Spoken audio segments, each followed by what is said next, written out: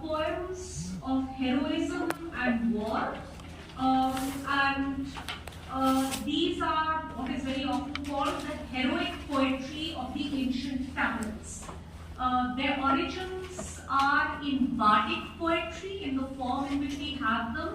These have been clearly worked over, so they are the product of extempore composition by bards, but bards are an important presence in this poetry. So here are some examples, and I'll end with a couple of poems in which the patron has changed. So to begin with, the poetry that we're going to be looking at is the poetry associated with bards and early poets whose patrons are rulers. The later poems, I may read out one or two, are by devotees who sing for God. So their poems are for God. And religion is also a bit transactional very often. So many of us may go to temples and gurdwaras and so on when we want something from our chosen deity. And that's something that, of course, there's more to bhakti than just that. But so the patron now is no longer a human patron, but God in his temple. And sometimes the poems have what seems like an elaborate shopping list of all the things that the devotee wants. Remember, bhakti comes from and is related to the word bhag, which means share. So it's also used in discussing taxation. I've spoken about this when I've been talking about the taxes that Ashok reduces. So he reduces the tax at Drumindeli to Attabhagiye, right? So it's an eighth of the share, an eighth share, right? So the conventional amount is 1/6 Shadbhaga, and it's reduced to 1/8. So the word bhaga means share, and here the devotee is saying to his chosen God, you have so much, give me a little bit of a share of what you have. And the word bhakti is connected with bhaga as well. Etymologically, it comes from the same root, which is bhaj. I'll talk about that later, but just a little bit of a sense of this early Tamil poetry. Our oven is never used for cooking. Its sides are not worn down. Toadstools grow on it, so it's really a poor bard. My wife is thin from hunger. Every time he sucks on her ugly, milkless breast, its skin withered, its duct closed up. Our child sobs. She sees his face, and her cool, wet-lashed eyes fill with tears. I saw her suffering, thought of you and came.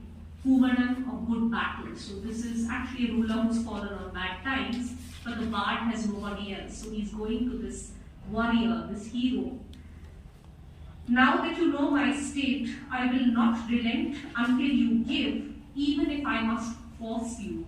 For you were born in a line that always met the needs of musicians. You come from a family where musicians and bards were always patronized, whose good height-covered lutes have strings tunted for each raga, whose drum heads are smeared with mud. So the patron, in this case Kumanan, has been dispossessed of his kingdom and is living in the forest. But he is still the bard's only hope. Hence the eulogy and the panegyric characteristic of what is called Puram poetry, outer, heroic poetry. The poet praises his patron as the finest, most generous, most heroic of men. And we find a hint of the poet's hidden advantage towards the end of the poem that I just read out. The poet considers forcing Kumanan to fulfill his obligation to be generous. He expects the patron to be his patron. And why? Because the poet can give him a unique gift, which is fame that will live on. So it's a transactional relationship. You are my patron. I'm singing for my supper, but you're getting something in return as well, which is fame that will live on. And the poets are very conscious of that. So the poets, the bards, then are the brokers of fame, and they're very conscious of that. Another poem, You must have heard, victorious Lord, that no one lives in that great other world, that is the world after you die, but those whose fame fills this wide earth, and only the poet, the bard, can provide that fame. Sometimes these poets have a rather intimate relationship with the family of their patrons. In one case, a patron dies and the poet decides to take on the responsibility of finding husbands for his daughter. He offers the girls to another hero, another ruler, but the latter refuses to marry them. And here is the poet's response to that ruler who refuses to marry the girls who he is offering him. Fleeing the hunters who raid the forests, an elephant in rut seeks refuge on this jeweled slope. And as he climbs, the gold he scatters flashes on the hills. Famed and feared, like your ancient city with its two parts, where riches were piled up by the millions for you and yours. This town is long established, but hear how it was once ruined, so that threat can always be a part of the poetry. One of your ancestors, brilliant like you, scorned the bard's fine words of praise, and that was that. Master of lovely chariots, so please, great Lord, bear with my stupid phrases about these girls' ancient lineage and their father Pari's largesse. I am going now, good luck to you, ruler of this domain of mountain villages. So I want you to also think about the landscape. There are certain landscapes that are being highlighted in these poems. The hilly region, for example, here. I am going now, good luck to you, ruler of this domain of mountain villages, where rocks covered with bright black petals of the flowering venkai, this is the kimu tree, might also be fierce tigers. I hope you win your battles. So obviously he's saying, well, I hope nothing good happens to you. And there is, venkai means both tiger and the kimu tree. So it's got a double meaning to it. So the bard is dependent on his patron, but the patron too is dependent on the bard, because it's the bard, the poet, who can get him that fame and make him immortal. So this is something that you find also in the Vedic corpus, in those Dana-Stuti hymns, which are also in praise of giving. So, there's a kind of continuous pattern. Over time, though, there's a change, and the patron then, after many, many centuries, so this is late centuries BCE, so our syllabus says 300 BCE to 300 CE, that's the period that we're looking at, Mauryan, post-Mauryan in the Tamil South. And many centuries later, you have the flowering of what is called Bhakti poetry. So now the patron is God. And here are a few poems which talk about the uselessness of human patrons. So here is one of them. So this is the poet Nammalvar, a very major Alvar poet and saint, and I'll talk about him later. Nammalvar and someone called Sundaramurti. So they actually parody this pattern. So this is Sundaramurti, the Shaiva poet. So that's what I'll read out to you. You can praise them, coax them lovingly, cleave to them as servants, but they will still give you nothing. Those fakes. Listen, you poets, don't sing to them. Sing of your father's fame, that is God's fame. You will have in this world rice and clothes, a celebration, even an end to sorrow. And in that life, the life which is yet to come, without doubt, you will rule Shiva's world. So here is another poem. Even if you call some weakling Bhima or mighty Vijaya with his bow, or praise a miser as a latter-day Pari, they will still give you nothing. So that's these human patrons. You can call him a saint, that deceitful liar, that fraud. See, this is what sycophants, court poets who are associated with the world of the court do, and the poet is very aware of that, except that he's a bhakti poet, so he's not doing this for his living. That foul and faithless criminal, but he will still give you nothing. If a sesamum seed falls into a pond, they will reach for it, but they won't give you anything, even to a fly.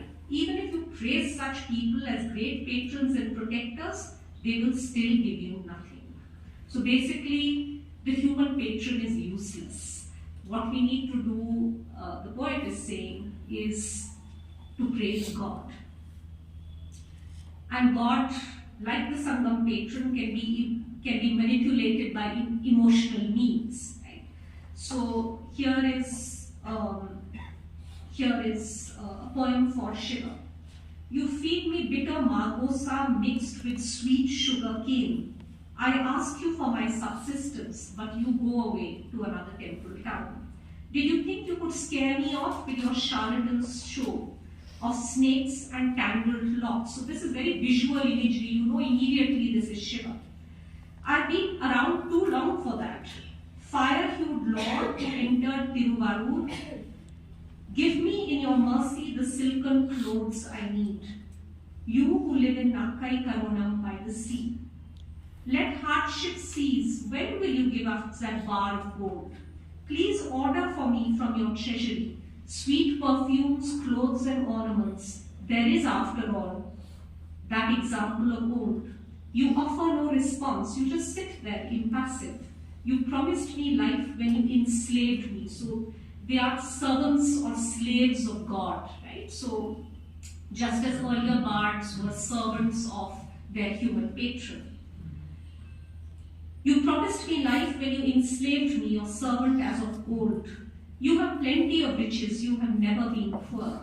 Of all the treasures that keep pouring into graceful Arur, I want 1 part out of 3. So this is a bhag, a share of everything that the God has. After all, there's so much. If you won't give this to me, I won't let you take another step, not even for a second. And I also need a horse, swift as the wind. O you who dwell in Nakkai Karonam by the sea.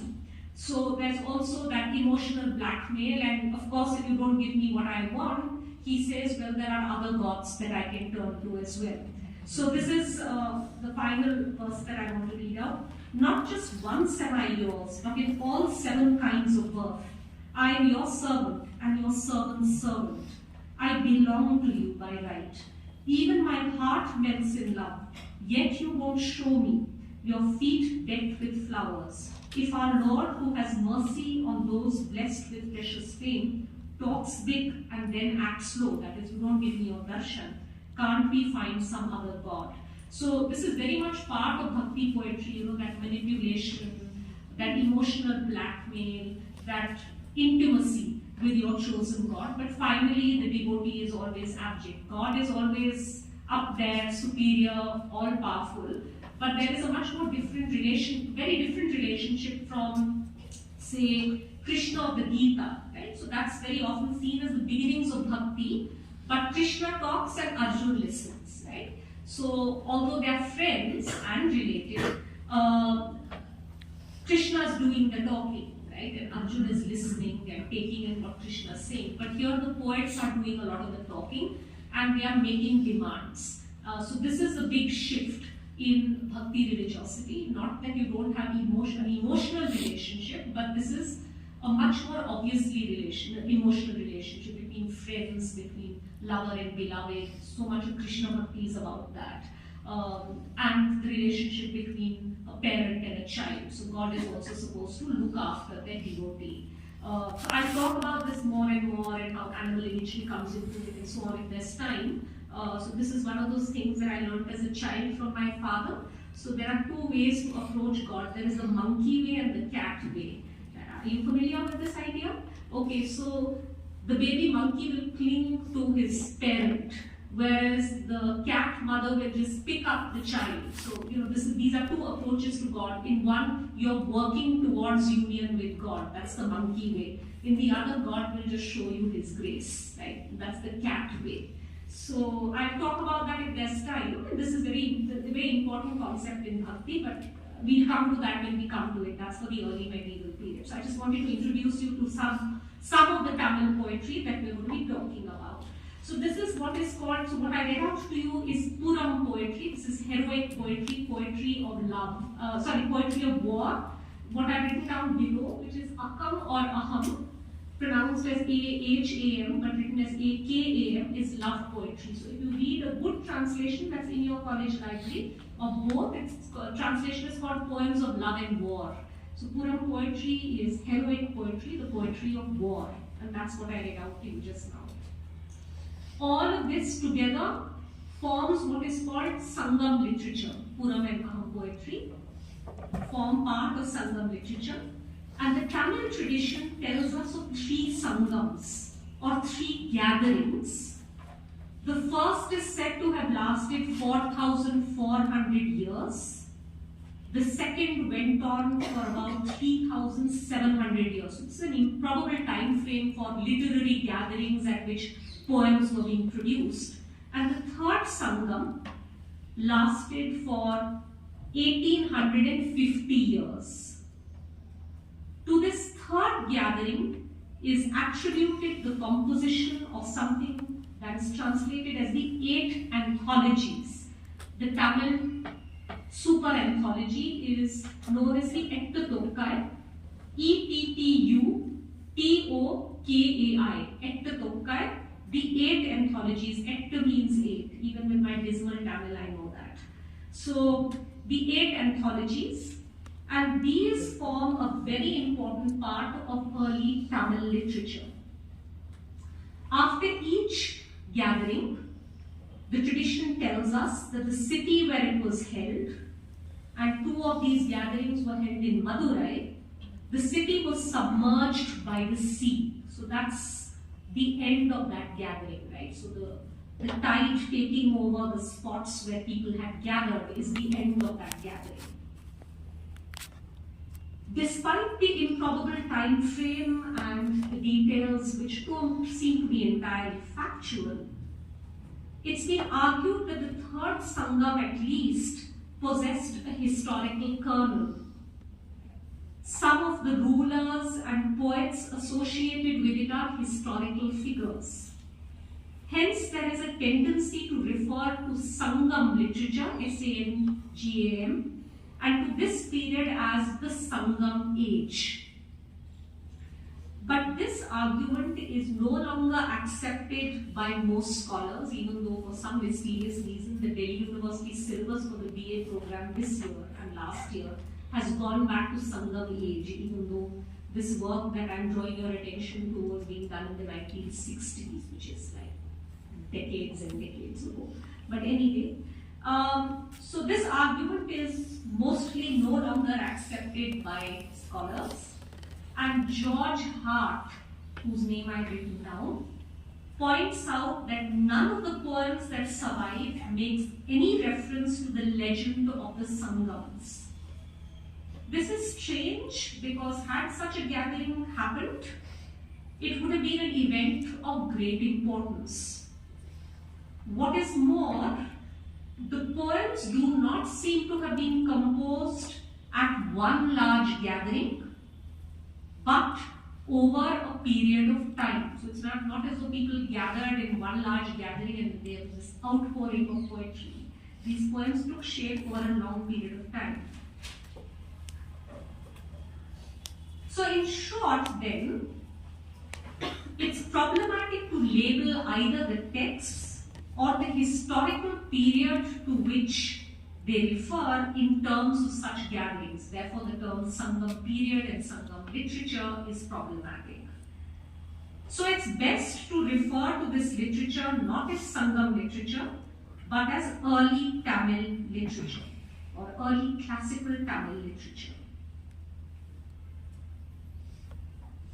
So the poems that I read out to you are all from the Ettutokkai, from the ancient 8 anthologies, and early Tamil literature includes 6 of the 8 anthologies. It also includes 9 of the 10 songs of what is now called the Pattu Pattu, the 10 songs, P-A-T-T-U, P-A-T-T-U, Pattu means 10, so it's the 10 songs. It also includes the earliest parts of the first 2 books of a work on grammar, which is known as the Tolkappiyam. Tolkappiyam. Tolkappiyam or Tolkappiyam.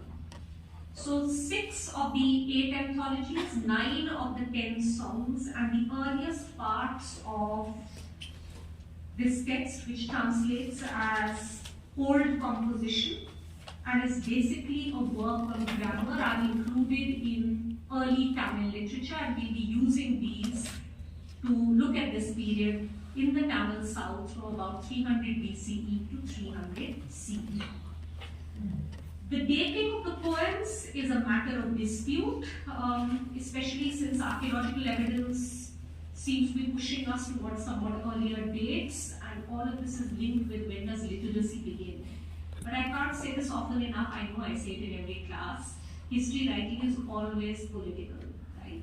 And the work on early Tamil literature and the early Tamil South is also driven by the concerns of the Dravidian movement. Hart is hugely influenced by that. So he talks, for example, about how the early Tamil poems are remarkably devoid of North Indian influences. More recent work, which is not part of your syllabus, and the chap whose work I'm referring to is in many other ways a complete disgrace, so his work is basically struck off university syllabi. A chap called Blake Wentworth, and you can still find it, has talked about how, in fact, a lot of this work is much more Sanskritic and shows many more connections with North India than Hart would have us believe. Remember, this is exactly the point of the Dravidian movement. This is a different culture, okay?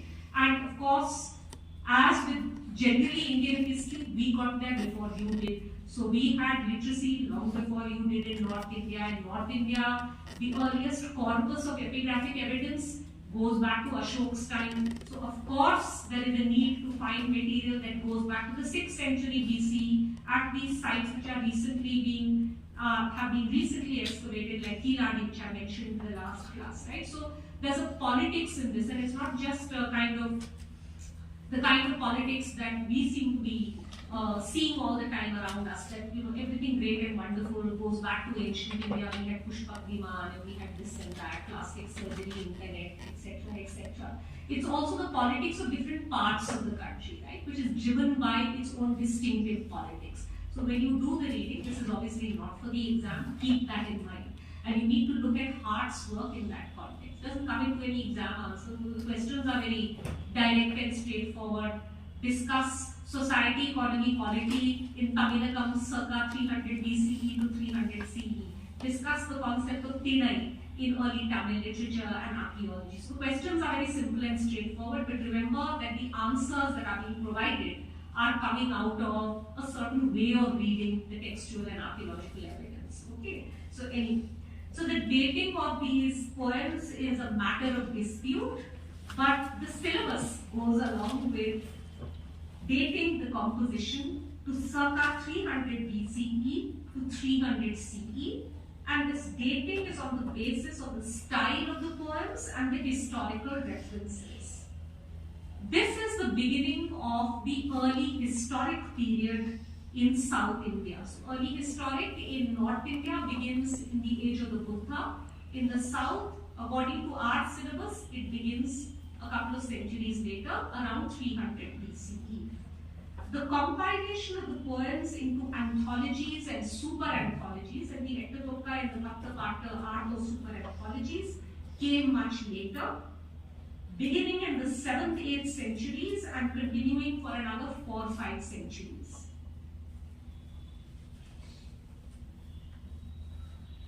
So we don't just have what we call Sangam literature, or more accurately early Tamil literature for this period. So we need to look at a whole range of source material.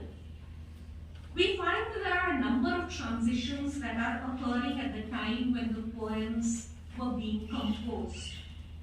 These included the spread of a script, the use of coins, the expansion of trade routes, the diversification of settlements. So you have, say for example, settlements of fisher folk, you may have farming communities, you may have urban centers. And the rise of new political groups to power. new groups to political power. These are all themes that are typical of the early historic: literacy, urbanization, state formation, the building of the use of coins. So to understand this period, it's not enough to study the poems alone. Rather, they must be correlated with other sources, such as archaeological evidence from megalithic sites, inscriptions in the Tamil Brahmi script, local and foreign coins. Remember, this part of the world is also in touch with other parts of the world. So, very importantly, we need to look at Indo-Roman trade. And Indo-Roman trade also means that not only do Roman objects make their way into the peninsula, but Roman coins do as well. We don't know how they were used. For example, and I mentioned this earlier, were they really being used as coined currency, or were they being used as what is called primitive valuables? So, like surety, or to be worn as jewelry, or something like that. And we have Greek and Roman accounts describing the region's involvement in international trade. So you have literature, you have archaeological evidence, you have epigraphic evidence in the Tamil Brahmi script, you have local and foreign coins, and we have foreign accounts describing the region's involvement in international trade. These many different kinds of sources, not just the poems, but epigraphic, archaeological, numismatic evidence, and foreign accounts need to be correlated so that this period can be understood in a fuller way. Who were the anthologies composed by? Who are the poets whose poems are included in the anthologies? We have statements at the end of each poem, and these give us the name of the poet but very little by way of biographical detail. A poet was identified by his skill, by his distinctive voice. The names that we have are often epithets. So, for example, there's a poet called the poet of the red earth and pouring rain. Another who goes by the name of the poet of the long white moonlight. But when you look at the material in the poems, it's clear that the poets came from diverse backgrounds. They were merchants, carpenters, soldiers, ministers, rulers, women, teachers. There's a debate about whether the poems are oral or literate compositions. In a very important study, K. Kailasapati, whose name I later on the board, K is K and Kailasapati is Kailasapathy,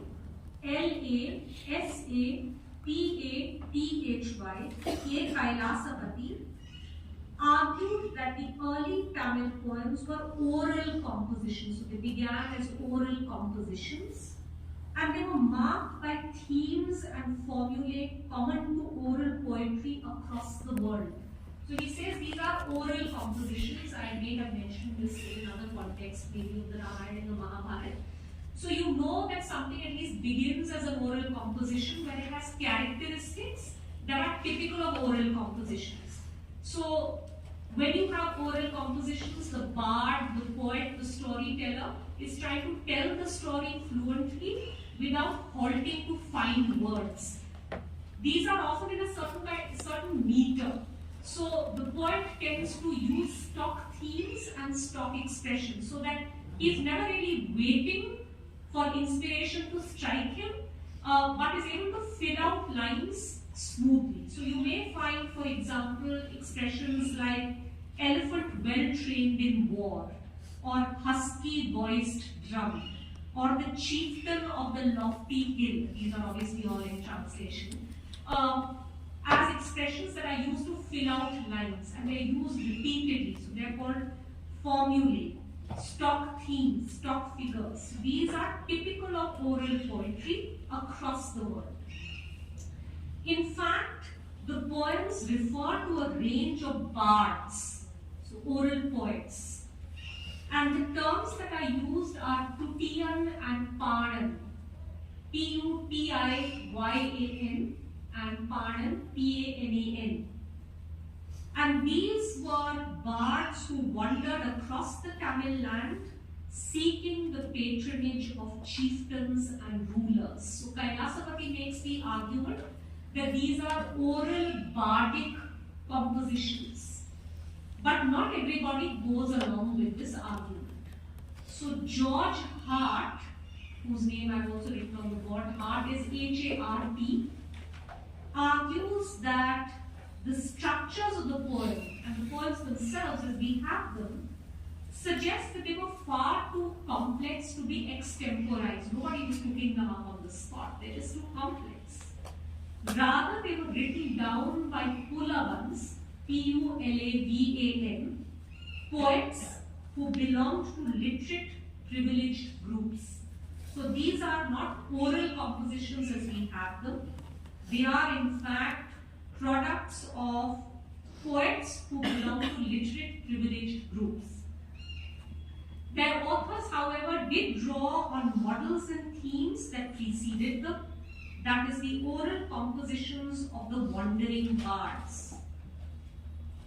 So, Hart argues, in the form in which we have them, despite their drawing on oral compositions that existed, the poems as we have them are the products of a society where writing was known. So very clearly part of the early historic world.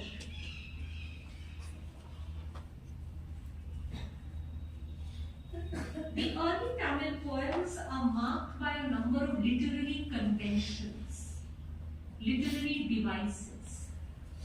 Within the poems, the most basic division is between Aham and Puram, or Akam and Puram, A-K-A-M, and Puram is P-U-R-A-M. Aham refers to the interior. These are love poems, the interior world, the interior landscape, as Ramanjan's, the title of whoever's that is, please switch it off. The interior landscape, as the title of Ramanjan's suggests. And Puram denotes the exterior world. This is heroic poetry. So Aham poems are concerned with love in all its variety. The Puram poems possess a more public character. Aham poems often lack names or specific references. In contrast, the Puram poems provide more obviously historical detail. They also provide insights into patronage, statecraft, and martial heroism. Despite these distinctions, both kinds of poems are marked by similar landscapes and references. So, for example, the hilly country, the mountain landscape. I'll just give you an example of one Aham poem and one Puram poem. The Aham poem and the Puram poem are both taken from the 8 anthologies, the Etthathokai, and the Aham poem goes as follows. What could my mother be to yours? What kin is my father to yours anyway? And how did you and I ever meet? But in love our hearts are as red earth and pouring rain mingled beyond parting. So they are often quite short poems. This is a translation by A.K. Ramanujan found in the interior landscape. The Puram poem. And these are references that I'll take up later. Though this world linked together by mountains joined with hills is thought to be shared in common by the 3 kings. And these 3 kings are the Cholas, the Cheras, and the Pandyas. Remember, the Ashokan inscriptions refer to them. And of course, the early Tamil poetry has lots of references to them and to other chieftains and rulers and so on as well. So this area is thought to be shared in common by the 3 kings. There have been those who alone held power, and yet their years have passed until all their wealth could not help them. So they have died like everybody else. But only the righteous action they had sown could be of any aid to them at all. As death seizes lives and the relatives assemble and weep, such help is hard to gather for those who have given up the raft which carries one from this to the other shore. So the only thing that remains is one's good deeds after death and one's faith. So these are therefore quite different in their nature, but very clearly part of the same corpus, using some of the same ideas, but one is a love poem, the other is a much more public poem. It's a poem about three crowned kings who are come with it. Another literary device which we find in the poems is the system of the Tinai. T-I-N-A-I. How much time do I have? I have around 10 minutes, so I might as well write down the Tinai.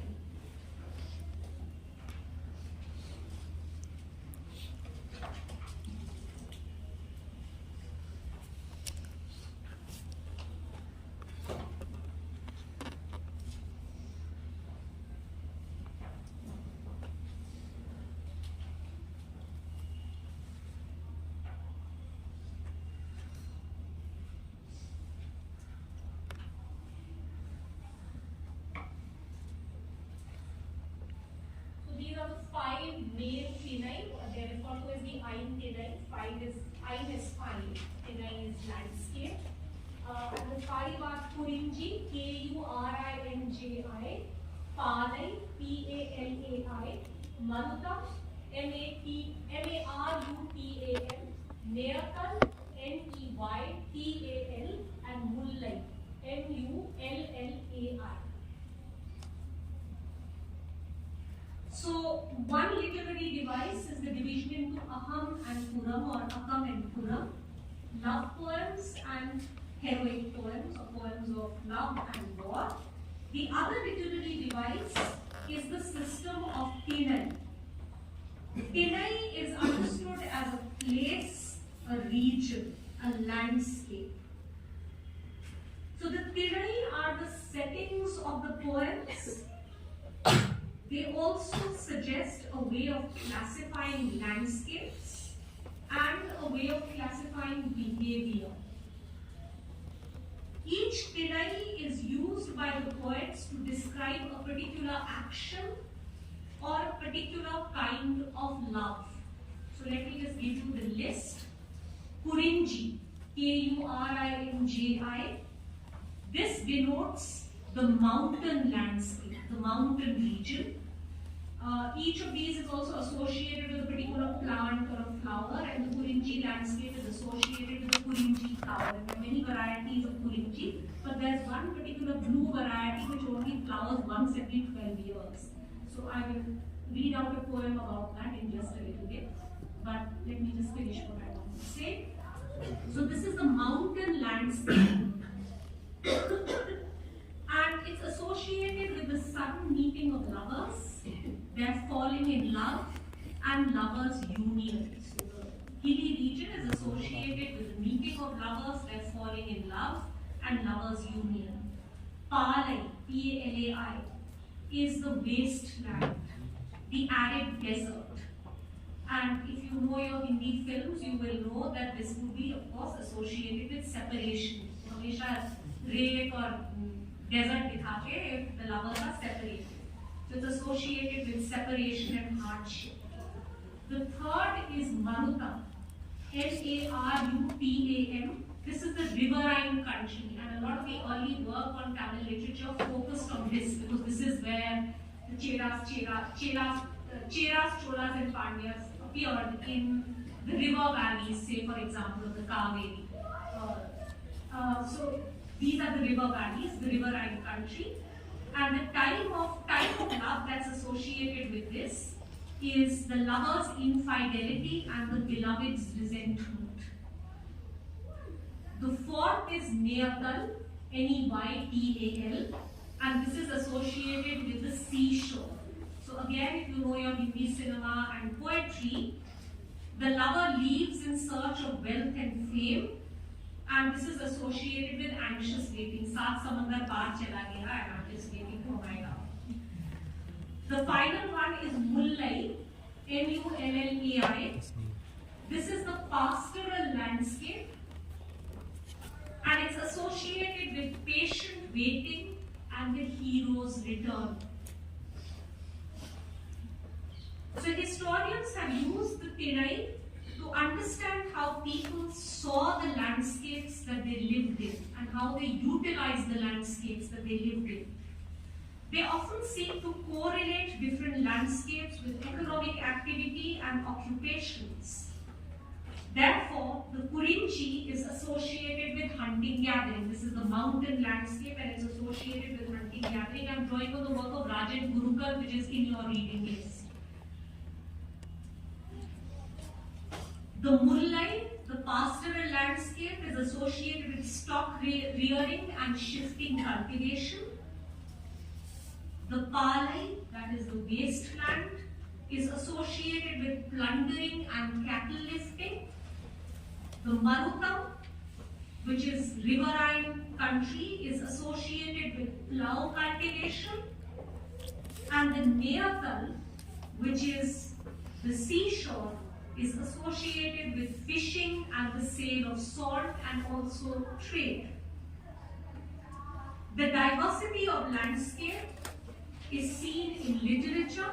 It is also seen in the diversity of the archaeological record. The earlier focus, as I've just mentioned, was mainly on the riverine tracts, where agriculture and warring chieftains first arose, the Cholas, the Cheras and the Pandyas. But historians and archaeologists have now begun to show how people living in different regions exploited the resources that were available to them and participated in the political and economic networks of the period.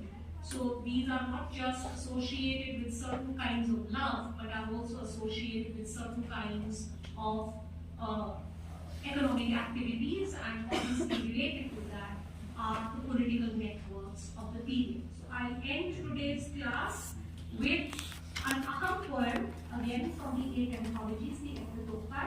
This is the very first poem in Ramanujan's collection of love poems, the interior landscape. And this is about the Kurinji landscape and the Kurinji flower. The Kurinji flower, as I mentioned, grows in Tamil Nadu, and there are many varieties of this flower. But blue Kurinji blooms only once every 12 years. The flowering of this very special kind of Kurinji is used in early Tamil anthologies as a metaphor for love's first flowering. And that can be seen in this poem that I'm just going to read out to you. Bigger than earth certainly, higher than the sky, more unfathomable than the waters, is the love for this man of the mountain slopes where bees make rich honey from the flowers of the Kurinji that has such black stalks. So think about how Hindi cinema depicted love till a few decades ago. It could be taken out of early Tamil literature. So I'll end with this today, and then I'll move on to the language, Tamil the language, and also to political situation and so on. So I'll do all of that on